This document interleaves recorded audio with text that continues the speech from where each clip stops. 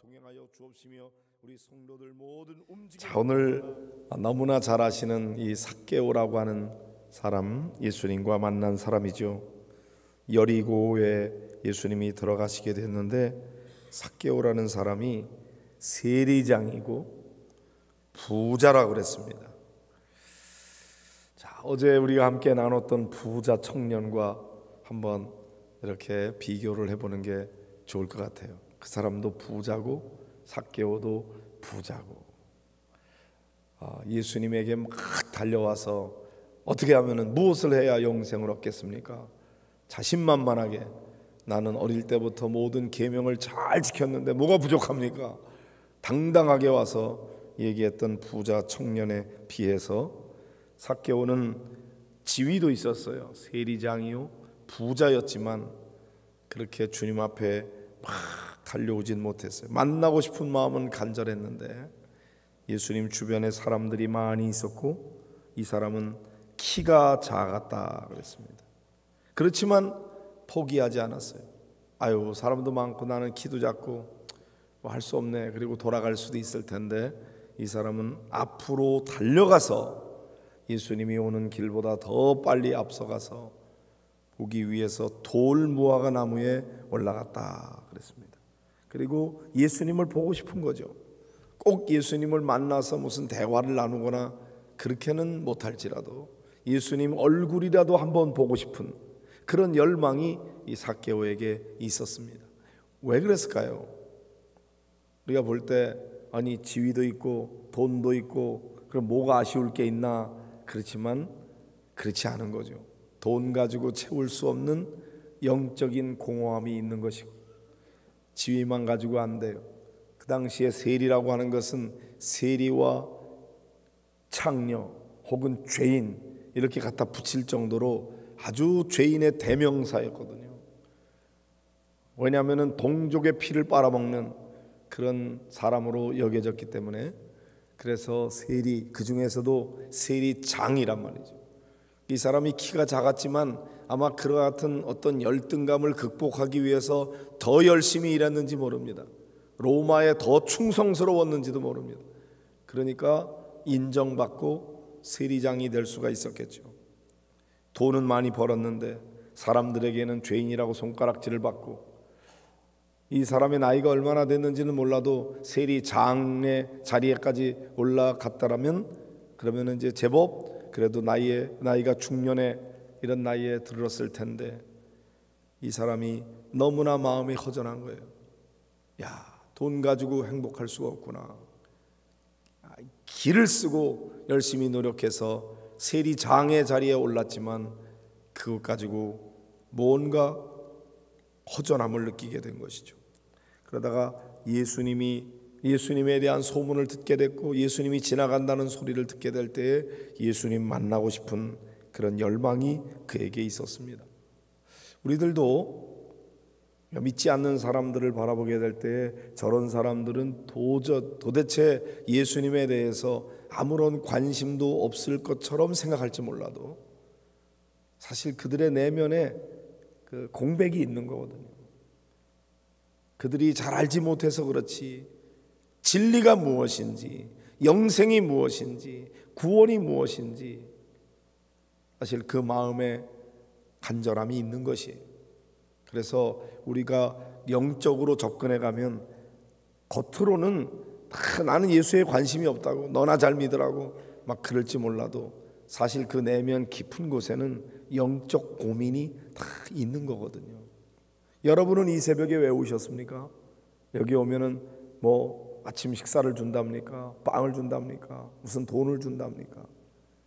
그런 게 아니잖아요.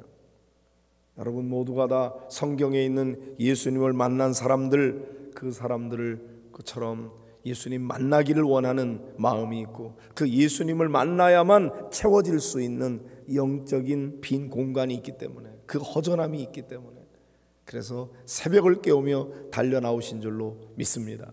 여러분 모두가 다 주님을 깊이 만나게 되시기를 축복합니다.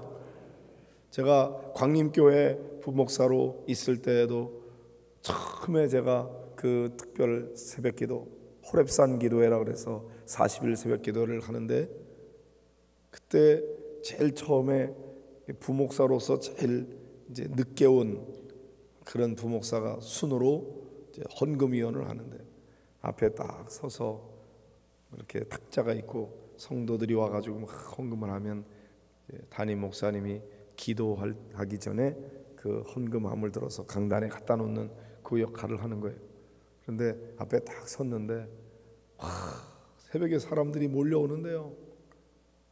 그 예배당이 꽉 차고도 부족해가지고 교육관에 있는 예배당까지 새벽을 꽉 채우는데 이 사람들이 왜 이렇게 난린가? 가만히 생각해 보니까 이분들이 다 예수님 만나고 싶은 마음이 있구나. 여기 와서 뭐 자기의 개인적인 다른 세상적인 것을 얻을 게 없고요. 다 주님 만나고 싶은 거예요. 그러니까 예수님 만나지 않으면 채워질 수 없는 그 영적인 빈 공간에 대한 갈급함이 있기 때문에 이 새벽에 이렇게 달려 나오는구나. 그런 생각을 할 때 제 마음속에 나는 이제까지 목회를 하면서 이렇게 갈급해하는 영혼들에게 그 영적인 갈급함을 채워주는 목회를 했는가, 그렇게 생각할 때 내가 그렇지를 못했구나, 그런 생각이 들면서 저를 만난 성도들이 너무나 불쌍하고 그분들에게 죄송하고 또 하나님 앞에 너무나 부끄럽고 그런 마음이 밀려오니까 얼마나 많이 제가 회개하면서 눈물을 흘렸는지, 정말 일주일 동안에 매일같이 새벽마다 하나님 앞에 엎드리면 참 죄스러워서 눈물을 흘렸던 그런 기억이 있습니다. 그 이후에는 어땠나, 제대로 했나 생각해 보면 여전히 또 부족함을 느끼죠. 오늘 여러분들도 그렇게 주님 만나기 위해서 오셨는데 여기 삭개오도 마음속에 갈급함이 있었어요. 그래서 무화과나무, 돌 무화과나무 위에까지 올라가서 예수님을 보고 싶었던 거죠. 근데 예수님께서 그곳에 이르사 쳐다보시고, 그러니까 나무 위에 있는 삭개오를 쳐다보시면서 삭개오야 내려오너라, 내가 오늘 네 집에 유하여 하겠다. 그리고 삭개오가 이제 급히 내려와서 즐거워하면서 영접했다고 했어요. 얼마나 신났는지 삭개오가, 아니 나는 예수님 얼굴만 봐도 좋겠다고 생각했는데 예수님이 나에게 다가오셔서 이름을 불러가면서 삭개오야 내려오너라 말씀하시고 우리 집에 오겠다고 그러시니 이렇게 감사하고 황송할 때가 어디 있는가. 급히 내려와서 즐거워하면서 예수님을 영접합니다. 그리고는 예수님을 잘 대접했겠죠. 무사람들이 수군거립니다. 저가 죄인의 집에 유하러 들어가도다. 예수님은 사람들의 비난하는 소리가 있을 줄 아셨어요. 다른 사람도 아니고 저 세리장의 집에, 집은 의리의리했는지 모르지만 어떻게 저런 사람의 집에 들어간단 말인가. 사람들이 비난하는 소리가 있음에도 불구하고 예수님은 그런 거 개의치 아니하시고 삭개오라고 하는 한 영혼, 그 영혼에 대한 긍휼의 마음을 가지고 그 집에 들어가는 거죠. 그것 때문에 비난을 받아도 그 영혼 속에 있는 간절함을 예수님이 보셨어요. 근데 삭개오는 부자 청년과는 완전히 다른 반응을 보이는 거죠. 그것 때문에 그 삶의 결과가 완전히 달라져 버렸습니다. 삭개오가 서서 주님께 여짜오되 주여 보시옵소서, 내 소유의 절반을 가난한 자들에게 주겠습니다. 만일 누구의 것을 속여 빼앗은 일이 있으면 네 갑절이나 갚겠습니다. 부자 청년은 어떻게 했죠? 너에게 딱 한 가지 부족한 것이 있다. 내가 가지고 있는 소유를 다 팔아서 가난한 사람들에게 나누어 주고 내가 나를 따라오너라. 이렇게 말씀하실 때 예수님 그 말씀이 근심이 됐어요. 그래서 예수님을 떠나갔어요. 아니, 나에게 참 훌륭하다고 칭찬해주고 내게 영생을 주노라 말씀하시기를 기대했는데 오히려 예수님 말씀이 이 청년에겐 근심거리가 되고 그래서 예수님을 떠나버리는 이유가 됐는데 삭개오에게는 예수님께서 그런 말씀하신 게 없어요. 너 가난한 사람에게 나눠줘라 그런 얘기도 한 거 없어요. 그런데 자기 스스로 가치관의 변화가 일어나는 거죠. 그래서 내가 가지고 있는 소유의 절반을 가난한 사람이 나눠주겠습니다. 그리고 누구의 것을 속여서 빼앗은 것이 있으면 4배나 갚겠습니다. 사실 율법엔 그렇게까지 갚을 필요가 없어요. 20%만 더 보태서 갚아도 되는 건데 4배로 갚겠다고.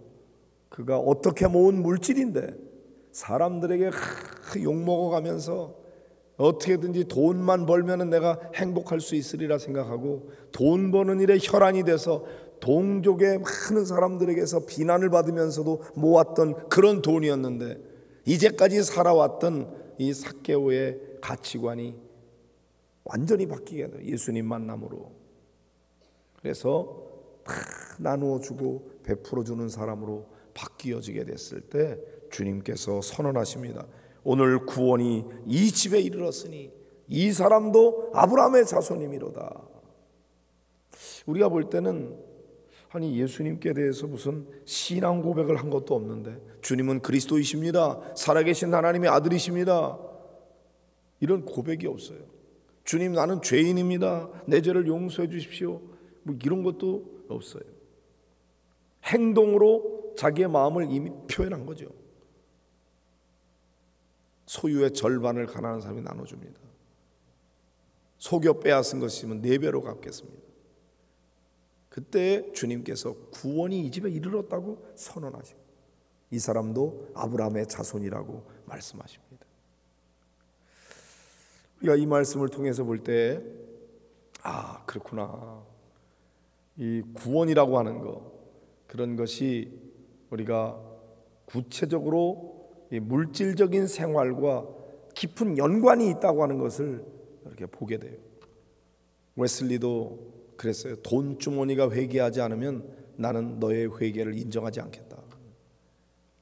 사람이 가지는 욕심 가운데 물질에 대한 욕심이고 이것을 움켜쥐려고 하고 나만을 위해서 살려고 하는데 하나님을 제대로 만나고 성경적인 가치관을 가지고 사람의 생각이 바뀌면 아주 구체적으로 물질관이 바뀌게 되는 거죠.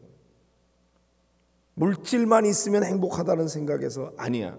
물질 가지고 되는 게 아니고 이 물질을 내가 움켜쥐고 많이 가져야 되는 것이 아니라 하나님의 뜻대로 바르게 써야만 된다고 하는 사실로 바뀌어지게 되는 거죠. 그래서 이 삭개오는 소유를 절반을 나눠주고 속여 빼앗은 건 4배로 갚아주고 이렇게 물질에 대한 생각이 달라졌을 때 주님께서는 구원이 이 집에 이르렀다고 이 사람도 아브라함의 자손이라고 선포해 주었죠. 부자 청년은 어때요? 물질에 대한 걸 놓을 수가 없었어요. 그래서 근심하고 예수님 곁을 떠나버렸다 이거죠. 예수님 만나기는 만났는데 예수님 만남으로 말미암아 삶의 변화가 일어난 사람, 그 사람이 삭개오. 그래서 성경 안에 나오는 많은 예수님 만난 사람 가운데서 이 예수님과 삭개오의 만남이야말로 아주 대단히 극적이고 또한 대단히 바람직한 그런 삶의 변화를 일으킨 만남으로 볼 수가 있는 것입니다. 사랑하는 성도 여러분, 여러분이 예수님을 만날 때 어떤 내가 이제까지 가지고 있었던 세속적인 잘못된 가치관이 있다면 그것을 과감하게 뜯어고치고 주님이 원하시는 삶으로 내 생각이 바뀌고 내 태도가 바뀌고 내 관심이 바뀌고 가치관이 바뀌는 그런 놀라운 변화가 일어나게 되기를 주의 이름으로 축복합니다. 그래서 우리 주님께로부터 이 사람도 아브라함의 자손이미로다, 구원이 이 집에 이르렀도다 하는 선언을 듣게 되시기를 축복합니다.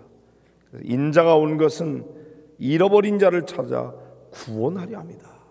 그래서 바로 이런 사람이 이렇게 돌아오는 그런 역사를 위해서 주님이 오셨다고 말씀하시죠. 삭개오가 예수님 만나지 못했다면 어떻게 됐겠어요? 그 인생이 돈은 많이 벌었는지 모르지만 그냥 그렇게 죽어갔을 것인데 이 영혼이 예수님 만남으로 말미암아 구원함을 얻고 삶의 변화가 일어나서 이제는 베풀고 나누는 삶을 통해서 진짜 행복이 무엇인지를 맛보고 경험하게 되었다는 것입니다. 이런 은혜와 축복이 여러분 가운데 임하게 되기를 주님의 이름으로 축원합니다.